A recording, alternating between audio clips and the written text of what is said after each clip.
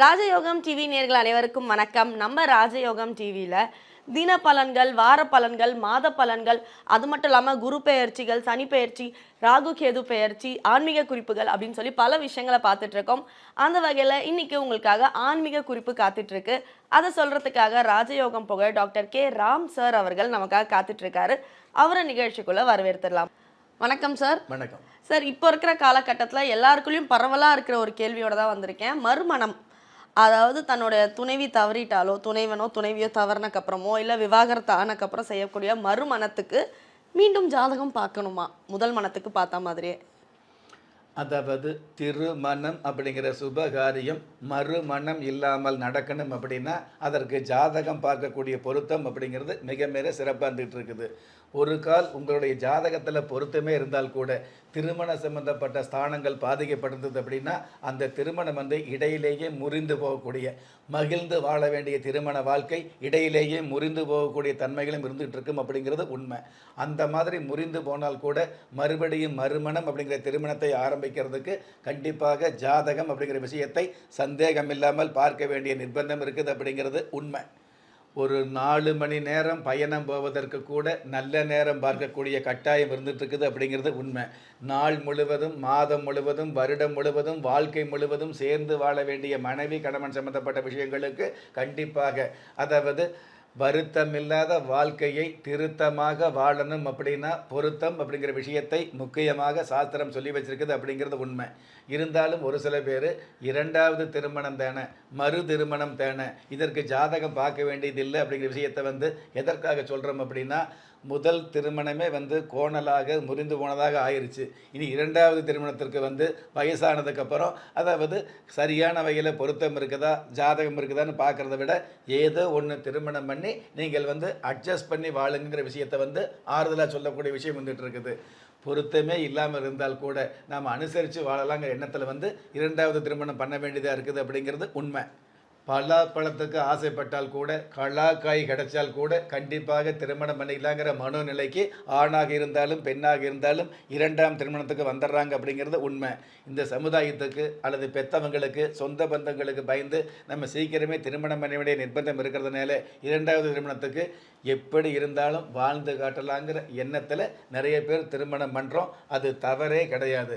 ஆனால் எப்படி இருந்தாலும் அது நீங்கள் வாழ முடியாத ஒரு இடைஞ்சலை கொடுக்குது அப்படிங்கிற விஷயத்தை, இந்த இடைஞ்சல் அப்படிங்கிறது எப்போ வரும் அப்படிங்கிற விஷயத்தை துணிவாக சொல்லக்கூடிய அமைப்பு இந்த ஜாதக சம்பந்தப்பட்ட விஷயங்களுக்கு இருக்குது அப்படிங்கிறது உண்மையான விஷயம். ஒரு மனிதன் பெற்றோராலோ மற்றோராலோ உற்றார் உறவினராலோ கைவிடப்பட்டாலும் ஆன்மீகம் கைவிடுவதில்லை. ஆம், நல்லவர்களையும் நியாயமானவர்களையும் குலதெய்வம் கைவிடுவதில்லை. ராஜயோகம் டாக்டர் கே ராம் அவர்களின் 35 வருட ஆன்மீக ஆராய்ச்சியில் தெய்வ பிரசன்ன சாஸ்திரப்படி உருவாக்கப்பட்ட குலதெய்வ விருட்சம், 30 முக்கோடி தேவர்களின் மூல மந்திரங்களால் பூஜிக்கப்பட்ட குலதெய்வ விருட்சம், இழந்த செல்வம், இழந்த கௌரவம், கலைந்த குடும்பம், தொலைந்த நிம்மதி திரும்ப கிடைக்க வாங்கி பயனடைவீர் குலதெய்வ விருட்சம், கிள்ளி கிடைக்கக்கூடிய யோகங்களை அள்ளி கொடுக்கக்கூடிய ஆன்மீக அற்புதம் குலதெய்வ விருட்சம், ஒவ்வொரு இல்லத்திலும் இருக்க வேண்டிய ஆன்மீக பொக்கிஷம் குலதெய்வ விருட்சம், யோகங்களில் சிறந்த ராஜயோகம் தருவது குலதெய்வ விருட்சம், திக்கற்ற யாவரும் ஒப்பற்ற பயன்பெற வாங்கி பயனடைவீர் குலதெய்வ விருட்சம். குலதெய்வ விருட்சம், குடும்பமே சுபிட்சம். ஆக நம்ம இப்படித்தான் வாழணும், இந்த மாதிரி இருந்துக்கலாம், என்ன சொன்னாலும் கேட்டுக்கலாங்கிற விஷயத்தில் இருந்தால் கூட நீங்கள் கேட்டுக்க முடியும். என்ன சொன்னாலும் மனைவி சொல்லக்கூடிய விஷயத்துக்கு நாம் ஆமாம் போடக்கூடிய, ஆமோதிக்கக்கூடிய சூழல் இருந்துகிட்டு இருந்தால் கூட, கணவன் சொல்லக்கூடிய விஷயத்திற்கு நம்ம கம்முனே இருந்தால் கூட திருமண வாழ்க்கை ஜம்முன்னு இல்லாமல் போவதற்கு காரணம் இந்த திருமண சம்பந்தப்பட்ட பொருத்தத்தில் தெரிஞ்சுக்க முடியும் அப்படிங்கிறது உண்மை. சார், மறுமணத்துக்கு பார்ட்னர் கிடைக்கிறதே இப்போலாம் கஷ்டமாக இருக்குது. நீங்கள் பொருத்தம் இல்லைன்னா பண்ணாதீங்கன்ட்டீங்க. இது ரொம்ப டஃப்பான டாஸ்காக இருக்கே. அதாவது திருமணத்திற்கு ஒரு பொண்ணு கிடைக்கல, ஒரு பையன் கிடைக்கல அப்படிங்கிறதுக்காக நீங்கள் பாதை மாற வேண்டிய அவசியம் இல்லை. நீங்கள் நான் சொல்வதாக சொன்னது அப்படிங்கிறத விட சாஸ்திரம் சொன்ன விஷயங்களை தான் ராஜயோகம் நிகழ்ச்சியில் வந்து உங்களுக்கு சொல்லிக்கிட்டு இருக்கிறோம். உங்களுடைய வாழ்க்கை மகிழ்ச்சியானதாக இருந்துகிட்டு இருக்கணும், புத்தர பேர் கிடைச்சதுக்கப்புறம் நெகிழ்ச்சியானதாக இருக்கணுங்கிற விஷயத்தை வந்து சாஸ்திரம் சொல்லி வச்சுருக்குது. சாஸ்திரம் சொன்ன அந்த விஷயங்களை தான் உங்களுக்கு சந்தேகம் இல்லாமல் சொல்லிக்கிட்டு இருக்கிறோம் அப்படிங்கிறது உண்மையான விஷயமா இருந்துகிட்டு இருக்குது. இந்த மாதிரி பொண்ணு கிடைக்கல அல்லது மாப்பிள்ளை கிடைக்கல அப்படிங்கிறதுக்காக ஜாதகத்தை தள்ளி வச்சுக்கிட்டு திருமணம் பண்ணக்கூடிய ஒரு சூழலை ஏற்படுத்துவது அப்படிங்கிறது வந்து பார்த்தீங்க அப்படின்னா, நீங்கள் ஜாதகம் பார்த்து பொருத்தம் பார்த்து சாமி கும்பிட்டு அதுக்கப்புறம் உங்களுக்கு ஒரு பொண்ணோ பையனோ பிறந்து வரப்போகிறதில்ல. உங்களுக்குன்னு ஒரு பொண்ணு உங்களுக்குன்னு ஒரு பையன் இந்த உலகத்தில் ஏற்கனவே பிறந்து இருப்பார் அப்படிங்கிறதா உண்மை. அப்போ பிறந்த அந்த பையனை வந்து சிறந்த முறையில் வாழ்வதற்கு உண்டான அமைப்பை வந்து எடுத்து சொல்லக்கூடிய அமைப்பாகத்தான் இந்த ஜாதக பொருத்தம் அப்படிங்கிறது இருந்துகிட்டு இருக்குது அப்படிங்கிறது உண்மை. அந்த ஜாதக பொருத்தம் பார்த்து பண்ணக்கூடிய அளவுக்கு, அதாவது ஒரு சில விஷயங்களில் வந்து பொறுமை அப்படிங்கிற விஷயத்தை கடைப்பிடிச்சோம் அப்படின்னா பெருமை அப்படிங்கிற அம்சத்துக்கு யாராக இருந்தாலும் போக முடியும் அப்படிங்கிறது உண்மை. அந்த மாதிரி திருமண சம்பந்தப்பட்ட விஷயங்களில் வந்து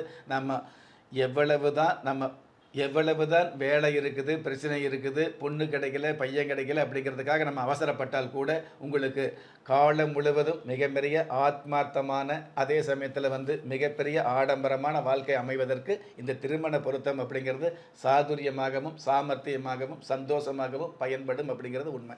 அதே மாதிரி அதாவது நம்ம வந்து முதல் திருமணம் வந்து பாதிக்கப்பட்டுருச்சு, அதனால் பொறுமையாக இருந்துக்கலாம். பொண்ணு கிடைக்கிறதுக்கு சிரமமாக இருக்குது, பையன் கிடைக்கிறதுக்கு சிரமமாக இருக்குது, அதனால் கிடைக்கிறத வச்சு நம்ம வந்து அனுசரித்து போகலாங்கிற எண்ணம் சொல்கிறோம் இல்லையா. இந்த எண்ணம் இரண்டாவது திருமணத்தில் வருது அப்படிங்கிறத விட இதே எண்ணமும் பொறுமையும் முதல் திருமணத்தில் இருந்திருந்தது அப்படின்னா அந்த முதல் திருமணம் முறிவு ஆயிருக்காது இல்லையா. இதில் என்ன காரணம்? உங்களுக்கு மனம் எப்படி இருந்தாலும் திருமணம் அப்படிங்கிற விஷயத்தில் வந்து நீங்கள் குணத்தோடு அந்த குணம் அப்படிங்கிற அமைப்போடு வாழணும் அப்படின்னா அதற்கு பொருத்தம் அப்படிங்கிற விஷயம் மிக மிக முக்கியமானதாக இருக்குது அப்படிங்கிறது உண்மை. சூப்பர் சார், இதை விட தெளிவாக இதை பற்றி யாரும் பேசவே முடியாது. ரொம்ப அழகாக சொன்னீங்க, ரொம்ப நன்றி சார். நன்றி. நம்ம ராஜயோகம் டிவியில் புத்தம் புது ஆன்மீக தகவல்கள், மாத ராசி பலன்கள், தினப்பலன்கள், இந்த மாதிரி நிறைய விஷயங்களை அப்லோட் பண்ணிட்டு இருக்கோம். அது மட்டும் இல்லாமல் ஒவ்வொரு நாளுமே நீங்கள் வழிபட வேண்டிய தெய்வம்னு சொல்லி பல தகவல்களை நம்ம நிகழ்ச்சியில் சொல்லிட்டு இருக்கோம். அதே மாதிரி நீங்கள் ஒவ்வொரு நாளும் வழிபட வேண்டிய தெய்வம், இது மாதிரி நீங்கள் தெரிந்து கொள்ள வேண்டிய, நீங்கள் கடைபிடிக்க வேண்டிய விஷயங்களை உடனுக்குடன் தெரிஞ்சுக்கணுன்னா நம்ம ராஜயோகம் டிவியில் வர வீடியோஸை லைக் பண்ணுங்கள், ஷேர் பண்ணுங்கள், சப்ஸ்கிரைப் பண்ணுங்கள், மறக்காமல் பெல் ஐக்கானை ப்ரெஸ் பண்ணுங்கள். திறமை இருந்தும் வறுமையில் வாடுகிறீர்களா? விதியை நொந்து விரக்தியில் இருக்கிறீர்களா? முயற்சிகள் செய்தும் முன்னேற்றம் கிடைக்கவில்லையா? களஸ்திரம் அமையாமல் கவலைப்படுகிறீர்களா? தாய்மையடையாமல் தவித்து நிற்கிறீர்களா? நவரத்தினம் போட்டும் நன்மைகள் கிடைக்கவில்லையா? பெயர் மாற்றம் செய்தும் பிரயோஜனம் இல்லையா? எந்திரத்தை நம்பி மந்திரத்தை சொல்லியும் மாற்றம் கிடைக்கவில்லையா?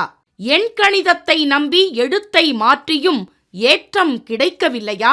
வாஸ்துவை நம்பி வாசலை மாற்றியும் வளம் காணவில்லையா?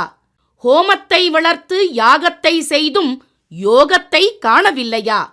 திரும்பிய பக்கமெல்லாம் திண்டாட்டங்களையே சந்தித்த உங்களை யார் கைவிட்டாலும் ஆன்மீகம் கைவிடாது. ஆம், அண்ட நிழலும் இல்லை, ஆதரிக்க யாரும் இல்லாதவர்களை குலதெய்வம் கைவிடுவதில்லை.